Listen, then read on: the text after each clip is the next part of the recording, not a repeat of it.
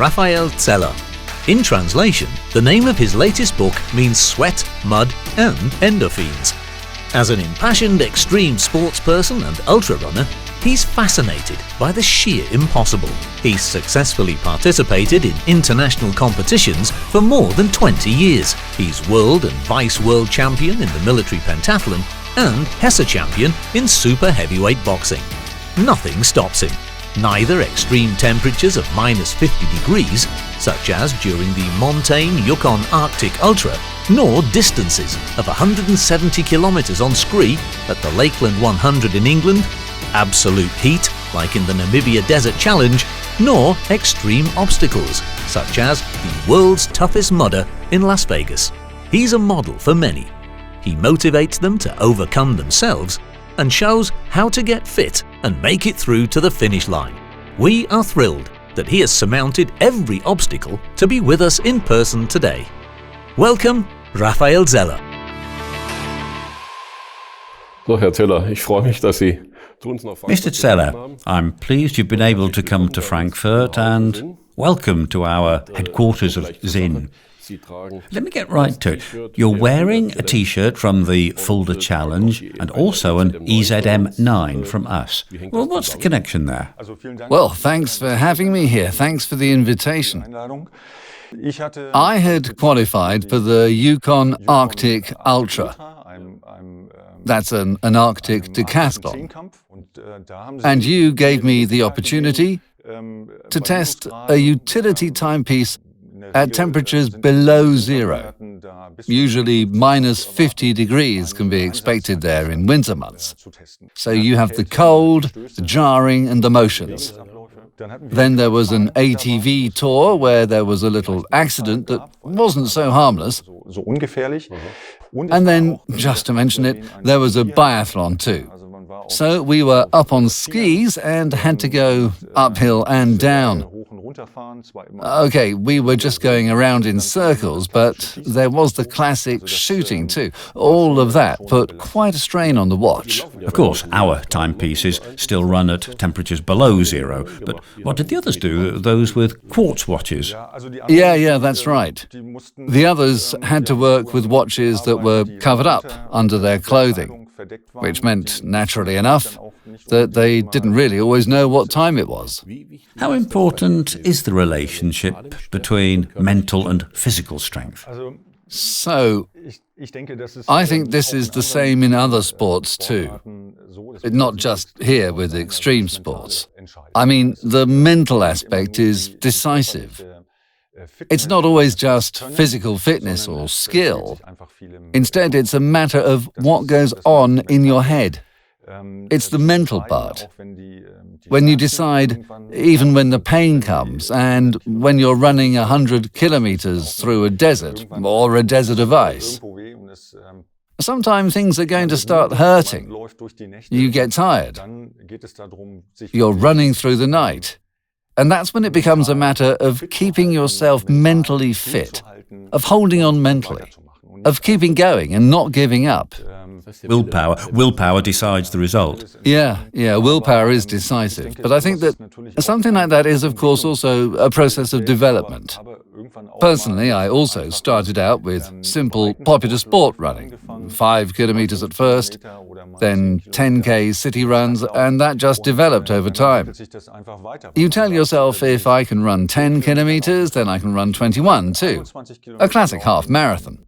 And if I can run 21 kilometers, then I can do 42 as well. Through values gained from experience and competition, you develop onward and upward, and then you achieve these things and manage to do them. The proof of it. Mr. Zeller, here we have a new model, the 105 series.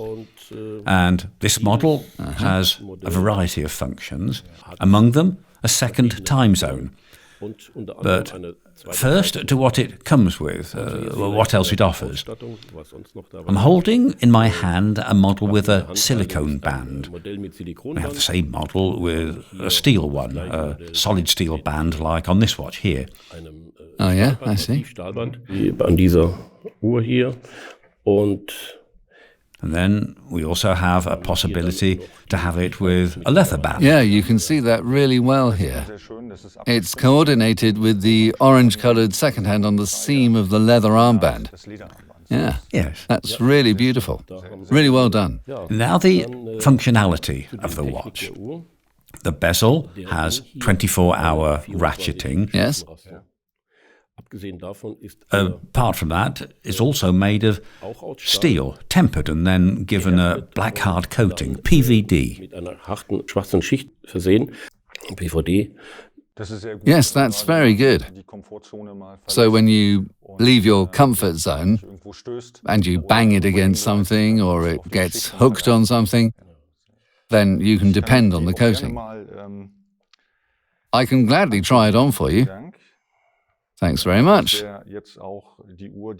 Yes, that would also now be the watch that I would choose, with the black dial and the silicon armband.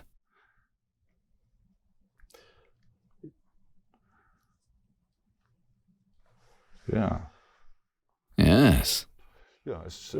Very nice. Yes, it matches the T-shirt. It's a bit smaller than the utility timepiece EZM9. The diameter was 41, I think. Yes, 41 millimeters. Fits well. With the second time zone, you can always determine the direction when the sun's shining. Yeah, that's right. That's a bit difficult in Frankfurt today. There was a lot of rain. You'd have to know the exact position of the sun in the sky. I have some sun here. Sunny glass. Yes. So you have to direct the 12-hour hand to the sun. Let me do it here. And then you have the orange UTC hand, and north is right behind me. Wonderful. Yeah. Yeah, very nice.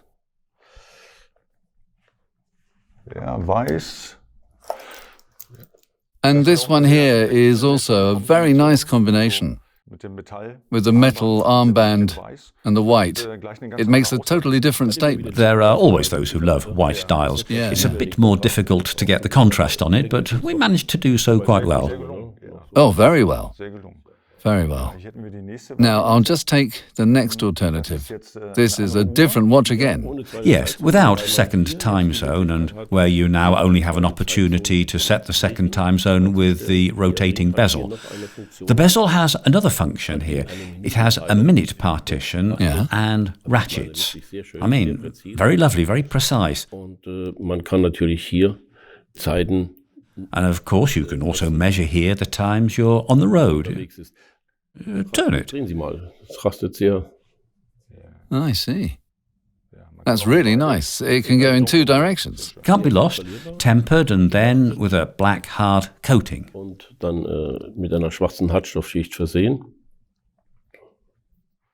I'm going to put this one on too, this watch. Well, I can wear white too. Yeah, lovely. I wouldn't necessarily wear it to leave my comfort zone, but that would be your choice here, really. And by the way, the watches also look good from the back, I must say.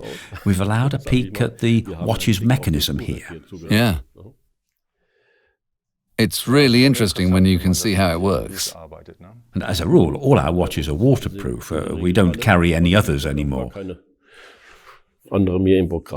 Now pressure resistant up to 20 bars. That's equal to about 200 meters diving depth, even if you don't have to dive 200 meters down. You don't have to dive down to 200 meters. I think it's rather dark down there as well. But this is intended to signify safety. Yeah. We test these watches, and just to say we test them 25% higher, that means, in this case, 25 bars, so 250 meters in depth. So that means that the classic German safety factors are built right in? Yes, it's a matter of safety. And also, we have two sapphire glasses, sapphire crystal. You know, monocrystalline aluminium oxide. That's the technical term. Yes. And of course, it's very complicated to polish, and we have it here twice, front and back. Really beautiful. And in the front, we've made the glass anti-reflective, so it's easier to read. For instance, here we also have day date, Yeah. that you can also switch over to English. That differs a bit from the UTC. So here you have the day in German and English, Yes, and here only the date. just the date. Yeah, that's very nice. I think that will completely suffice. Yes, Serve yourself. the black UTC with the black dial. It makes a very sporty impression, and the options you've just described I would also take. Right away, just as it is. It looks good on you. Yeah, I'd really like to use it for every day as well. Glad to hear it. Yeah, for daily wear. Mr. Zeller, great to have you visit us here. It was a special joy for me. I hope it won't be the last time that we can welcome you here in Frankfurt and that you continue to test our watches. Yes, I'd love to. Thank you very much for the invitation. I'm really pleased that I could be here today, and all the best for your new series of watches. Thank you.